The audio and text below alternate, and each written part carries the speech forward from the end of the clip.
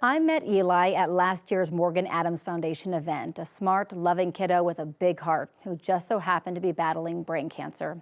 3 months later, he passed away. I couldn't believe it was the same kid who was jumping off the stage and running around the event just a few months prior. I've been told he lived his best life up until the day he passed away, including leaving one final wish that his village hopes to fulfill, and they need your help. Eli's mom and dad, Heather and Dave, are joining me this morning. Thank you for coming in. Thank you so much. Thank you. Eli was such an incredible kid, so rambunctious, so smart, so witty, loved reading. Tell us a little bit more about Eli. You know, Eli is a light of possibility, and he just took on this world with just like such joy and eagerness, and he loved to be active and run and ski and play soccer, but he also loved to learn, and he was fascinated by math, but his greatest passion was reading. Mm-hmm. And that's where the Pegasus Project comes in. So tell us about his last wish. So when we were heading up for our last family of 5 camping trip, Eli told us, he said, I want to make sure that after I die, that every student at my elementary school, which was Independence Elementary School, has a reading buddy just like I do. Mm. And his first grade teacher was the one who kind of initiated that, and she talked about how he could read to stuffed animals, and she had a whole bin, and she says, every type of animal's in there, and he looked at her and said, do you have a Pegasus?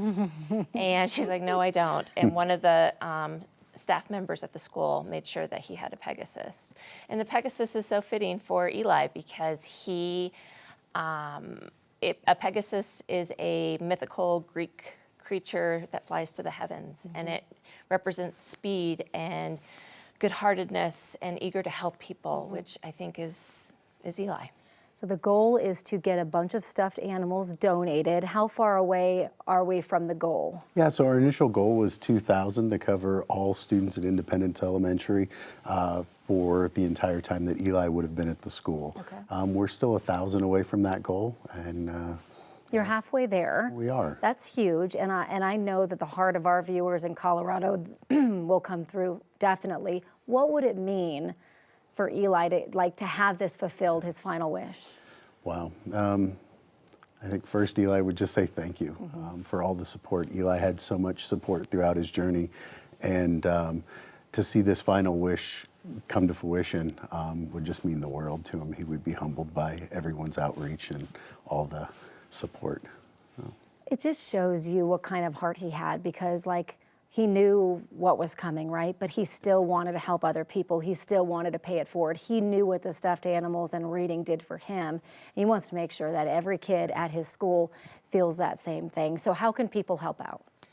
So we're just asking for new 7 to 9 inch stuffed animals, and they can either mail them or reach out to us about a donation site. Okay, it's so great. So we're putting all the information up right now. If you have a stuffed animal that you want to donate, please send them to the address on your screen. Again, they're looking for new 7 to 9 inch stuffed animals. The address, 16270 East Stanford Place in Aurora.